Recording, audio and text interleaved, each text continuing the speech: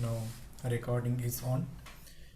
Today we have to learn the next one very important point from the ionic chamber, that is the desorption ionization technique. And this desorption ionization technique, which is further divided into three parts, that is the Sims, second one is Fab, and third one is Mardy. Okay, then we will learn the desorption technique. सगळ्यात पहिल्यांदा तुम्हाला डिसॉप्शन या शब्दाच्या अर्थावर काय समजतो का? Yes, डिसॉप्शन. Yes, डिसॉप्शन बद्दल तुम्हाला काय माहिती आहे का? हा डिसॉप्शन शब्द म्हणजे, तर तुम्ही BS3 ला असताना सरफेस केमिस्ट्री नावाचा एक टॉपिक होता आणि त्याच्यामध्ये तुम्ही ऍडसॉप्शन बघितला होता. काय बघितला होता? ऍडसॉप्शन. जनरली ऍडसॉप्शन कसं होतं? समजा हे एक सरफेस असेल. ओके, ह्या सरफेसवरती तुमच्या इथं काय होतं? ऍडसॉप्शन होतं. एखादा फॉरेन मटेरियल ह्या सरफेसवरती ऍडसॉप्शन होतं. ओके, जेव्हा आपण ह्याला टेम्परेचर इन्क्रीज करतो तेव्हा काय होतं? हा डिसॉप्शन होतो. म्हणजे ऍडसॉप्शनच्या अपोजिट काय आहे शब्द? डिसॉप्शन. ही डिसॉप्शन टेक्निक इथं आपण मास स्पेक्ट्रोस्कोपीमध्ये काय करतोय? यूज करतोय. मग असे एकूण 3 डिसॉप्शन टेक्निक आहेत. सगळ्यात पहिल्यांदा सिम्स, ज्याचं लॉंग फॉर्म आहे सेकंडरी आयॉन मास स्पेक्ट्रोस्कोपी. दुसरा आहे फॅब, त्याला आपण म्हणतो फास्ट ॲटॉमिक बंबार्डमेंट. त्याला आपण काय म्हणतो? Fast atomic bombardment. आणि तिसरा जो आहे त्याला आपण म्हणतो काय की माल्डी. त्याचा लॉंग फॉर्म आहे M for matrix, A for assisted, L for lesser, and DI is the desorption ionization.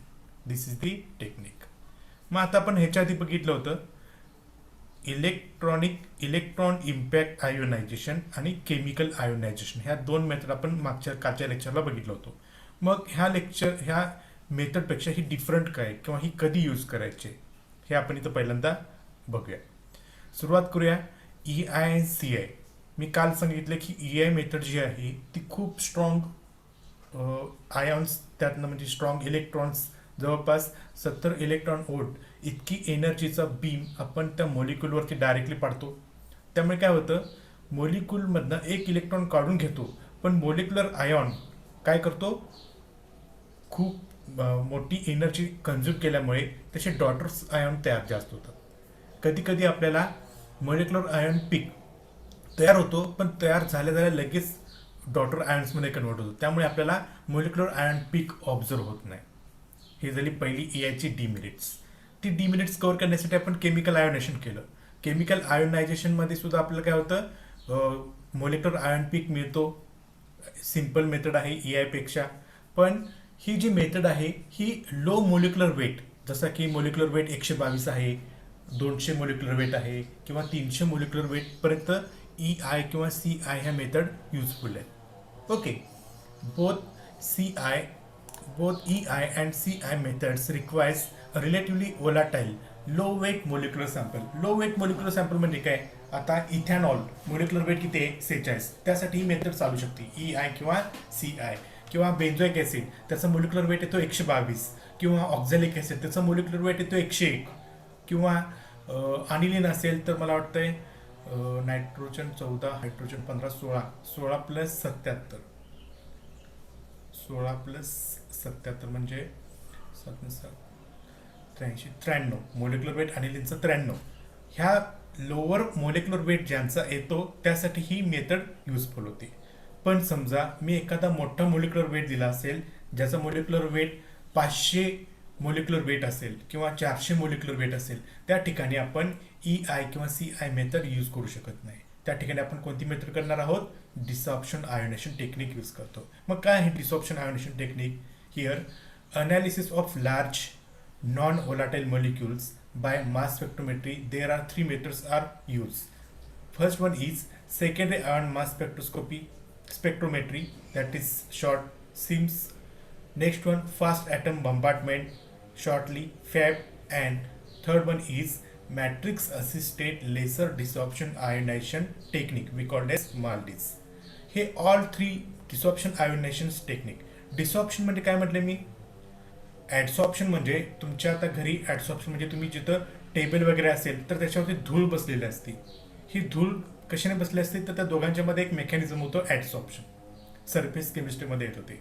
तर ह्या ॲडसॉप्शनमुळे ती धूळ चिटकून बसलेली असते. जनरली ती धुळा आणि तुमचा टेबल ह्या दोघांच्या मध्ये कोणताही मॅग्नेटिक फोर्स तिथं नाहीये, पण एक वेगळा मॅग्नेटिक इथं तर एक वेगळा फोर्स असतो. त्या फोर्सला आपण म्हणतो ॲडसॉप्शन फोर्स. ओके, त्या धुळ्याला उडवण्यासाठी तुम्ही काय करताय, तुम्ही झाडून काढताय. ही एक नॉर्मल केस झाली. पण तिथे जर टेम्परेचर आपण वाढवलं टेबलाचं तर तो ऑटोमॅटिकली धुळा निघून पडतो. किंवा भिंतीवरती जर तुम्ही बघितला, ग्रॅव्हिटेशनल फोर्सनं तो भिंतीवरचा धुळा खाली पडायला पाहिजे होता जमिनीवर, पण तो धुळा त्या तुमच्या भिंतीला चिटकून असतो. का तर तिथं ॲडसॉप्शन टेक्निक असते. ओके, त्याच्या अपोजिट टेक्निक म्हणजे काय, तो धुळा उडून जाणे स्वतःहून, त्या टेक्निकला आपण म्हणतो डिसॉप्शन टेक्निक. ओके, ही डिसॉप्शन टेक्निक ह्या तीन टेक्निकमध्ये म्हणजे सिम्स, फॅब आणि मांडीमध्ये यूज केले असतात. ओके, आता आपण वन बाय वन शिकूया.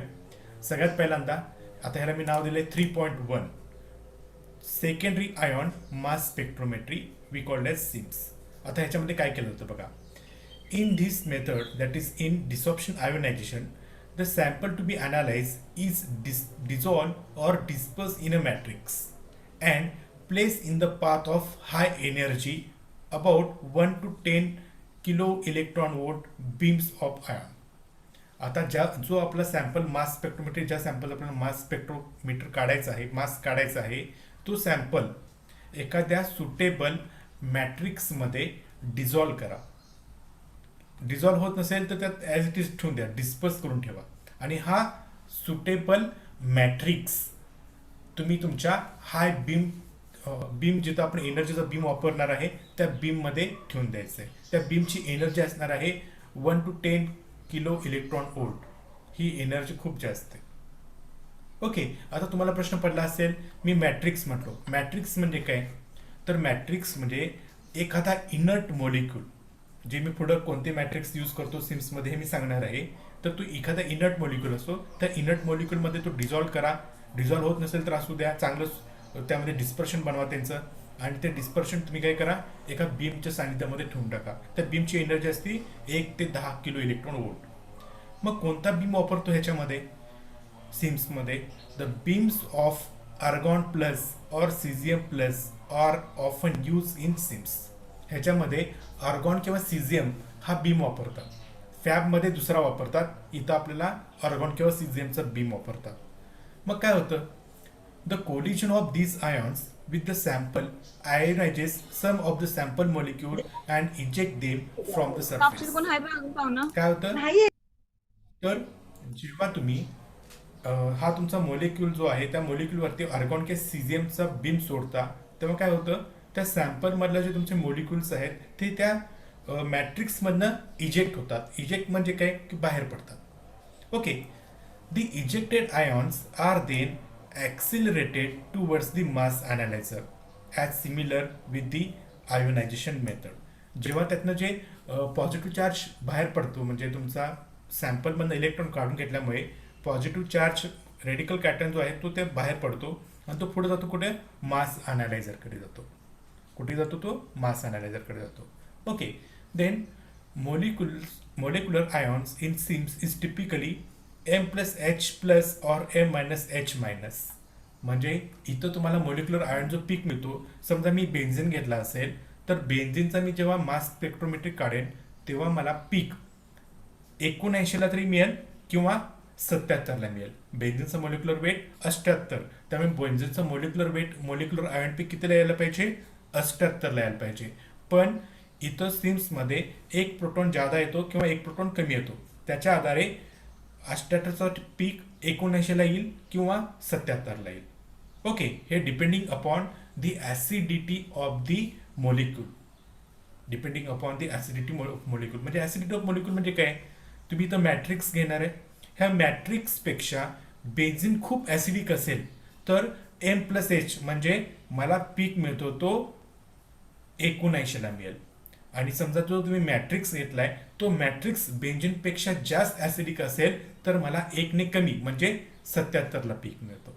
अशा पद्धतीने आपण मॉलिक्युलर आयॉन पीक काउंट करायचं असतो. Okay, then next this is the schematic diagram of C, म्हणजे सेकंड आयन मास स्पेक्ट्रोमेट्री. ह्याच्यामध्ये काय होतं बघा, तर मी दाखवतो बघा. इथं जर तुम्ही बघितलात एवढ्या भागामध्ये, तर एवढ्या भागामध्ये हे जे गोल आहेत त्याला आपण म्हणणार आहोत मॅट्रिक्स मॉलिक्यूल. मॅट्रिक्स म्हणजे काय, हे एक ऑर्गॅनिक कंपाऊंड आहे. हे एक ऑर्गॅनिक कंपाऊंड आहे, त्याचं मी एक्झाम्पल पुढच्या स्लाइडला सांगतो.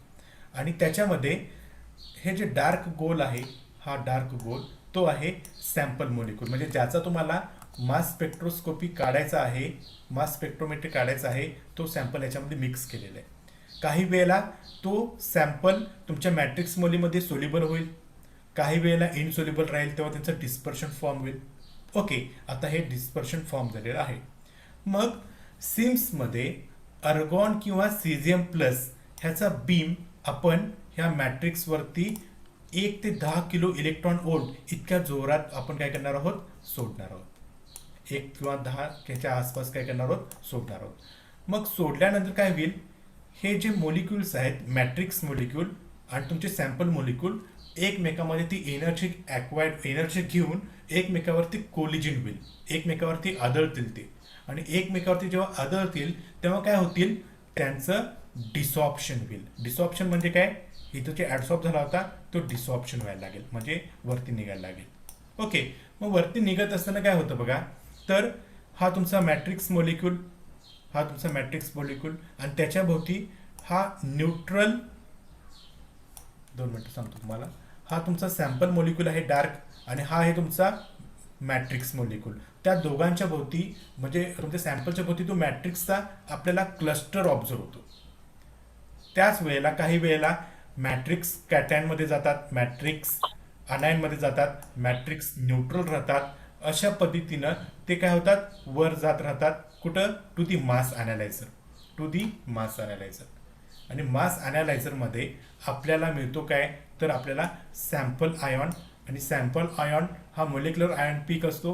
मोलिक्युलर आयॉन पीक काय होतो, येस, डॉटर आयन्समध्ये कन्व्हर्जन होतो. मोलिक्युलर आयॉन काही ॲज इट इज राहतात, त्यातले काही मोलिक्युलर आयॉन त्यातले डॉटर्समध्ये कन्वर्ट होतात. म्हणजे समजा इथं तुम्हाला हा जो मोलिक्युलर आयॉन 100 तयार झाले असतील, 100 मोलिक्युलर आयॉन तयार झाले असतील, तर त्यातली कमीत कमी एक 60 ते 70 हे डॉटर आयन्समध्ये कन्वर्ट होतात. पण उरलेले शिल्लक राहिले किती, 30 ते molecular ion as it is राहतात. आणि हे मोलिक्युलर आयॉन आपल्याला इन्फॉर्मेशन देतात की त्या कंपाऊंडचा मोलिक्युलर वेट काय आहे तो. समजते ना. तर हे आलं सिम्समध्ये. सिमिलरली फास्ट ॲटम बंबार्डमेंटमध्ये सुद्धा सिमिलर प्रोसिजर आहे. पण तिथं जो बीम वापरतात तो बीम आहे झेनॉन.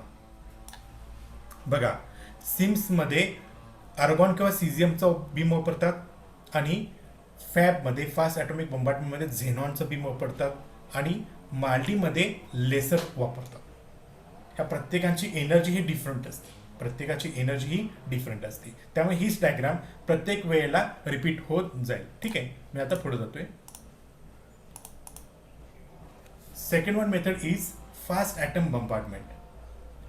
जे आता आपण बघितलं सिम्समध्ये आपण आर्गॉन किंवा सीझियम हा बीम सोडतो, त्याची एनर्जी 1 ते 10 किलो इलेक्ट्रॉन वोल्ट असते. पण त्याच्यापेक्षा स्ट्रॉंग एनर्जी आपण इथं बंबार्डमेंट करणार आहोत झेनॉन ह्या ॲटमने. त्याला आपण म्हणणार आहोत फास्ट ॲटम बंबार्डमेंट. काय बघूया फास्ट ॲटम बंबार्डमेंटमध्ये. Here sample is dissolve in matrix. जसं मागच्या ह्याच्यामध्ये आपण मॅट्रिक्समध्ये सॅम्पल घेतला होता, सिमिलरली डिझॉल्व करा. And bombarded with a beam of argon or xenon atoms of energy 8 to 15 kilo electron volt.